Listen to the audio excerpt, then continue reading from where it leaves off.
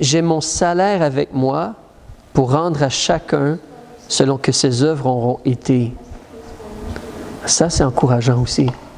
Si j'essaie de servir Dieu, ce n'est pas en vain. Peut-être mon patron ne le voit pas, peut-être que d'autres personnes autour de moi ne le voient pas, mais Dieu le voit. Et il va y avoir un salaire. Amen. C'est une promesse pour nous encourager. Une dernière peut-être, regarde au verset 17. L'esprit et l'épouse disent « Viens ». Que celui qui l'entend dise aussi « Viens ». Que celui qui a soif vienne. Et que celui qui voudra de l'eau vive en reçoive gratuitement. Il y a le salut surtout, mais la réalité que l'offre, elle est là de venir et d'être abreuvé. Abreuvé gratuitement. Wow! C'est une promesse. OK, regardons la troisième chose. Peut-être que tu as vu d'autres choses aussi, toi, ou tu peux, mais ça, c'est un exemple. La troisième chose, c'est quoi? Est-ce que quelqu'un s'en rappelle? Commandement ou la façon de vivre. Deuxièmement, des promesses de Dieu pour nous aider et nous encourager ou réclamer. C'est quoi la troisième chose qu'on veut chercher? Quelqu'un s'en rappelle? C'est bon de mémoriser cela, mais c'est des raisons pour remercier Dieu. Les louanges. Pensez au livre des psaumes. Alors, ici, est-ce que j'ai des raisons pour rendre gloire à Dieu? Mais c'est Apocalypse, c'est dur de ne pas avoir des raisons pour rendre gloire à Dieu, surtout à la fin quand on est rendu au ciel. Mais regardez au verset 1, qu'est-ce qui nous attend? Qu'est-ce qu'il va y avoir? Ça dit qu'il y a un fleuve d'eau vive. Un fleuve d'eau vive. Ça nous dit qu'il y a des arbres qui portent du fruit. Ça nous dit qu'il y a des feuilles qui guérissent. Hein? Avec Dieu, il y a la vie, il y a le fruit, il y a la guérison, il y a le service. Au verset 4, on te dit, on va le voir face à face. Son nom va être sur nos fronts. Gloire à Dieu. Il n'y a plus de nuit au verset 5. Le Seigneur Dieu va nous éclairer et va régner. Alléluia. Il y a des raisons pour rendre gloire à Dieu. On avait vu au verset 6 que les paroles de Dieu sont certaines et véritables. Donc, on peut rendre gloire à Dieu qu'il est fidèle. Vraiment, il est fidèle. Moi, en comparant le verset 6 et le verset 16, parce qu'au verset 16, ça dit « Moi, Jésus, j'ai envoyé mon ange pour vous rendre témoignage de toutes ces choses qui s'en viennent, le livre de l'Apocalypse, dans les églises, pas une église, les églises. Je suis le rejeton et la postérité de David, l'étoile brillante du matin. » Jésus veut nous enseigner ou nous informer, nous instruire. Il ne veut pas qu'on reste dans l'incertitude ou le noir ou le... Non, il veut qu'on soit informé. Il veut qu'on sache. Et ça, c'est encourageant. On a vu que Jésus récompensait, on peut le célébrer pour cela. Mais au verset 13, tu connais la phrase, Jésus dit « Je suis l'alpha et l'oméga ». Le premier et le dernier, le commencement et la fin. Jésus, c'est le tout. Avec Dieu, c'est tout. Tout. Amen.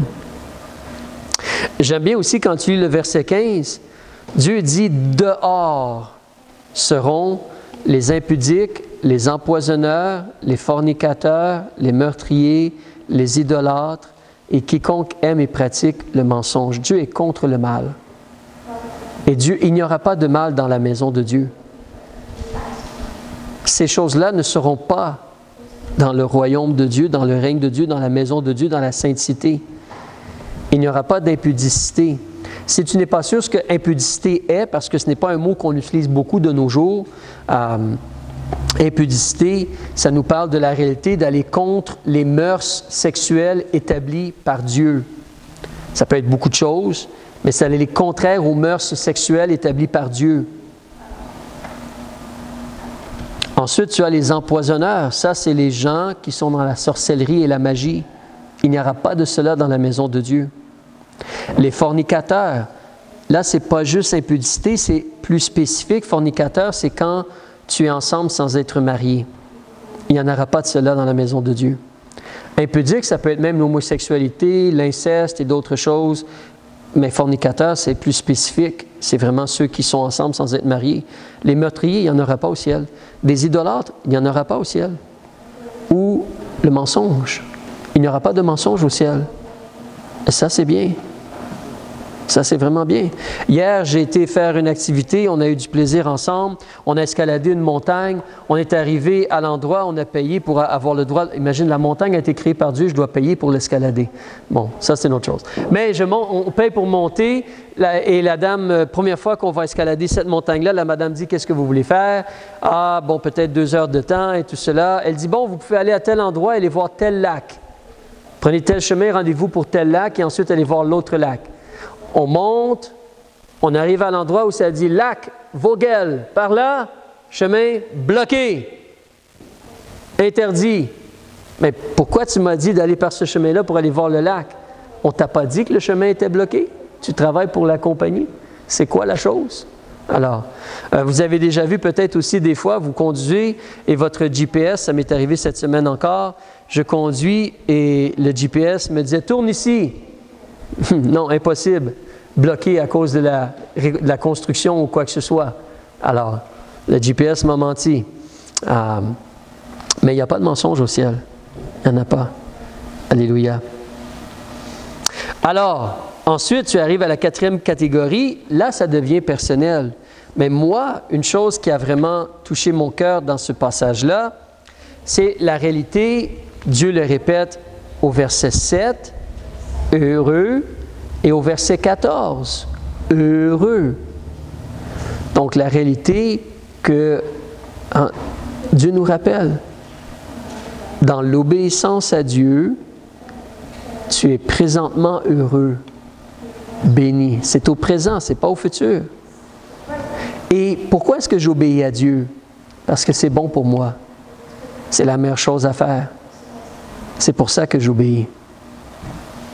Tu te rappelles, au verset 18 et 19, ce sont les versets où ça nous dit de ne pas enlever ou de ne pas rajouter des choses à la parole de Dieu. Ça, c'est l'opposé. On veut enlever des choses de la Bible ou ajouter des choses à la Bible. Non, non, non, non. Faisons juste vivre comme la Bible dit de vivre. Et gardons tous les mots qui sont dans la Bible. Toutes les phrases, toutes les vérités.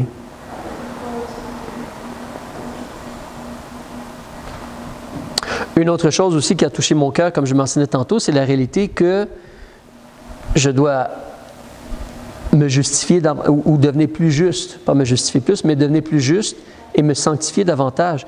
Donc, je dois développer encore plus ma relation avec Dieu et me sanctifier davantage. Je dois faire cela. On n'a pas atteint un plateau ou la perfection. Et surtout au verset 21, aussi le dernier verset, la grâce de notre Seigneur Jésus-Christ soit avec vous tous. N'oubliez pas, Jean, il écrit cela étant sur une île, tout seul, à cause qu'il essaie de servir Dieu. Les chrétiens sont persécutés par l'Empire romain autour de ce temps-là. Toi et moi, on vit notre vie aujourd'hui, mais la grâce, elle est avec nous. Elle est disponible. On a accès à sa grâce. C'est une promesse aussi, mais cela a touché mon cœur qu'on ne doit pas oublier la grâce de Dieu. C'est là qu'en réalité, ensuite, tu arrives à la place où comme tu as fini de lire, de méditer, de remplir les 4 questions, là, c'est l'application dans ta vie. Honnêtement, moi, je ne l'écris pas, j'y pense et je prie, mais tu pourrais l'écrire aussi. Mais certainement, c'est de l'appliquer dans ta vie. C'est de prier que Dieu t'aide à mettre en pratique ce que tu as appris. Une chose qui est bien aussi, si tu écris cela dans un cahier, c'est que plus tard dans la journée, tu peux aller revoir ce que tu as appris. Dans la semaine, tu peux aller revoir ce que tu as appris. Alors, c'est utile. Mais ça, c'est quelque chose où tu vois, chacun de nous, on peut et on doit faire cela et développer cela dans notre marche avec Dieu. Alors, tu te lèves un peu plus tôt le matin, puis tu lis un chapitre, puis tu fais cela. 15 minutes environ, c'est fini. Peut-être oui, certains lisent un peu moins vite que d'autres, 30 minutes peut-être, 25 minutes. S'il y a quelque chose, coupe le chapitre en deux. Le but, c'est que tu aies de la nourriture, que tu sois nourri et changé par la parole de Dieu. Mais ça, on doit développer cela. Et pas seulement le matin, comme je dis. En réalité, on pourrait lire 2 ou 3 chapitres par jour. Alors, mais c'est important qu'on s'applique exactement comme on le voit. On veut devenir plus juste. On veut se sanctifier davantage. Encore plus où on en est rendu dans l'histoire et la réalité que Jésus revient très bientôt. Mais c'est important que toi tu lises, que toi tu médites, que toi tu apprennes de la parole de Dieu. C'est important que tu fasses cela. Alors, j'aimerais terminer juste en demandant s'il y a des gens qui ont des questions ou des commentaires concernant ce qu'on a vu.